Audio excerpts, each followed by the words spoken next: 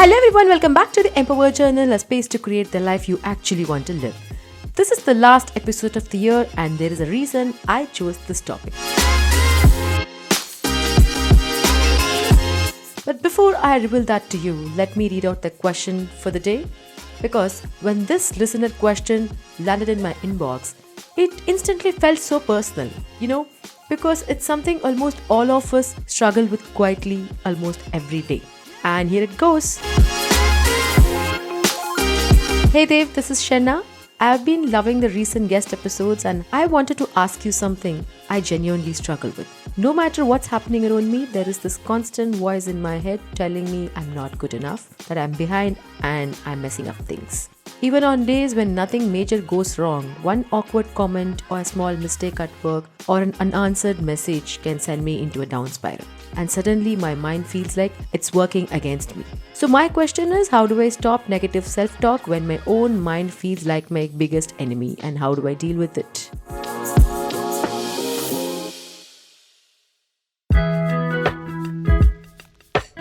Shenna, I'm really glad you asked this. It's such a great question to end the year with because many of us slow down around this time and suddenly the noise in our head gets louder. And honestly, if your mind feels like your biggest critic sometimes, you are definitely not alone in this. So let's talk about where the voice comes from and how to stop letting it run the show. Every December we talk about goals, the new year, the new me. But the same noisy brain comes with us into the January. So instead of ending the year with more pressure, I wanted to end it by talking about something real. How we speak to ourselves. Because that's what you actually carry into next year. So this episode isn't about gender, job title, age, success, none of that. If you have a mind and you have dealt with negative thoughts, this is for you.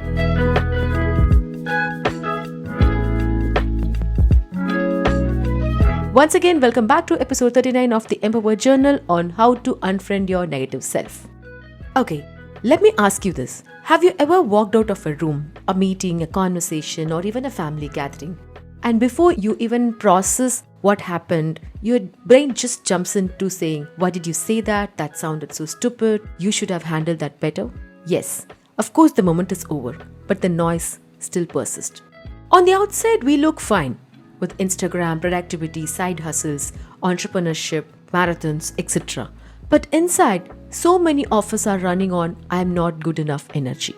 That soundtrack sounds like, why me? I'm not that special. That was just luck. Next time, I'll mess it up. Sometimes even when you get a win and your brain goes like, relax, it's just a fluke. And you get into this down spiral over who liked, who ignored, and who didn't clap. If that feels familiar, you're in the right place. So Shenna, today we will figure out on how to unfriend your negative self. Not with fake positivity, but with small practical tips to interrupt that voice and build a kinder one. The negative self-talk sounds very normal. In fact, it whispers, like don't get too excited. Sometimes it sounds reasonable as well, so we don't question it.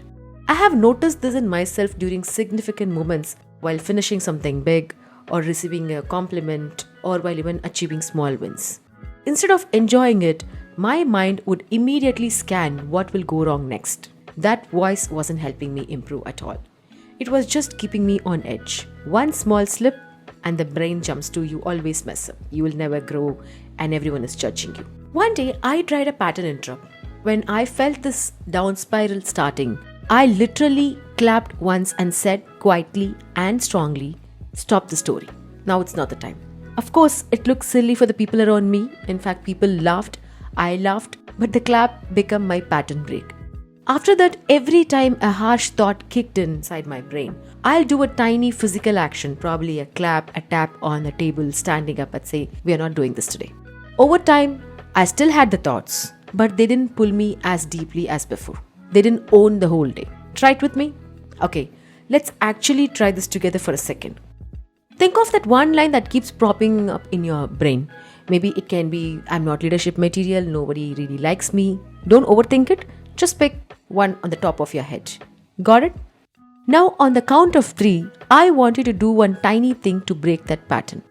Snap your fingers, tap your desk, stand up from the chair, whatever feels natural, and then say, either out loud or in your head, stop it, we are not doing this today. 1, 2, 3, pause. That's it. Nothing fancy. It looks too small to matter. But that 1 second you just created, that's your gap. And inside that gap, you actually get to choose a different thought instead of letting the old one run the show.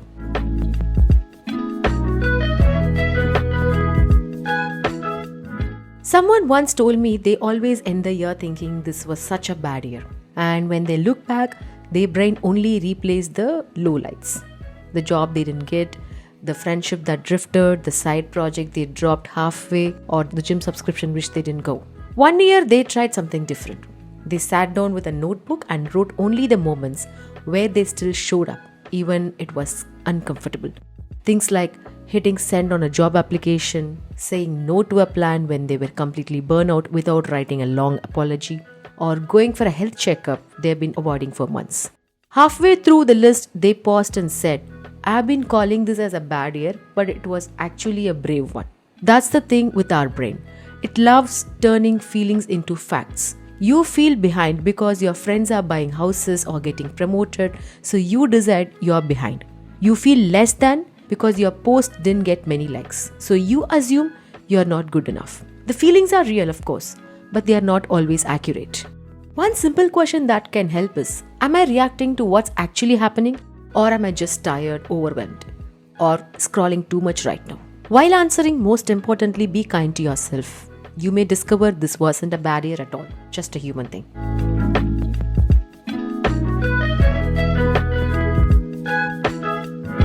So let's talk about something really interesting, the identity we have all outgrown. I know a girl who grew up being a good girl image, like she always listens to elders, doesn't talk back, doesn't make a scene, no demands, nothing. So her inner script became like, I shouldn't upset anyone. I have to be good to everyone, and I'm not the type to choose a different path in life. Then life starts putting hard choices in front of her, like choosing a career her family doesn't fully understand, saying no to a marriage proposal that looks perfect on the paper, and on top of it, moving to a new city alone because it feels right for her. On the outside, these decisions look small. Inside, every no feels like she's breaking a rule she was raised with. One night after yet another, are you sure this is the right for a girl comment, she looked at her own life and thought, if I were really weak and confused like they say, I wouldn't have made any of these choices. In that moment, she realized the world still saw the old version of her, the quiet, obedient kid. But she wasn't living that story anymore. She didn't suddenly become a different person overnight. She just stopped shrinking to keep everyone else comfortable. And that's what confidence often looks like in real life. Not big speeches, not perfect careers, but simple, hard choices you keep making in a world that expected you to stay small. You know, your environment matters.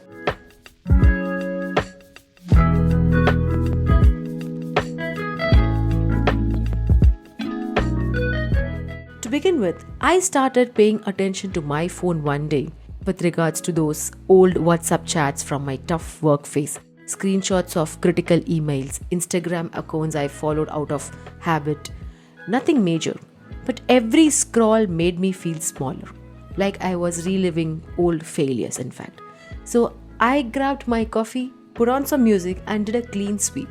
Deleted 15 old feedback screenshots, unfollowed 12 accounts that always left me thinking I'm behind, archived 5 group chats full of complaints, even cleared my desk, tossed that mug from my worst job, replaced it with plant and some favorite notebook. Life didn't magically fix itself after. Deadlines still loomed. Family stuff still happened. But opening my phone, no more gut punches. My head got quieter, calls felt lighter, and I laughed more. Not because the world changed, but because I stopped feeding that you're not enough voice every time I picked up my screen. Peace isn't controlling everything, it's about choosing what you let take up space in your head.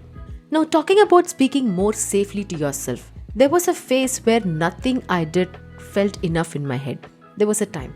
Not dramatic, just that constant voice which kept on saying you could have done more, you could have done better. One night after a long day, I caught myself picking at every moment. I asked if a friend had this exact day, how would I talk to them? I wouldn't definitely have them unrealistically, but I also wouldn't tear them down like I do to myself. I would probably say today was heavy and you handled it. You didn't quit. So I started trying that on myself.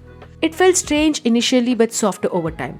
As I did this more, my inner voice changed. It stopped sounding like a critic waiting for me to fail and started sounding like something steady I could lean on.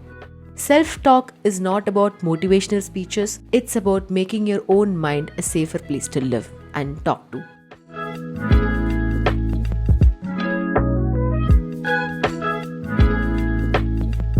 And here we come to the most important segment of the episode, the special kind of tiredness that comes from always waiting for validation or reaction.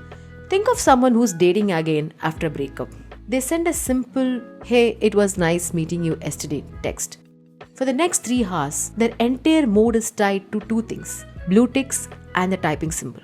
If the reply is quick and enthusiastic, they feel attractive, worthy, interesting.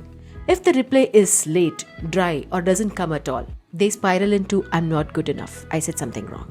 Nothing about who they are changed in those 3 hours. The only thing that changed was a stranger's response on a screen. Or even imagine this someone on a dating app who keeps rewriting their bio and retaking photos because matches slowed down for a week.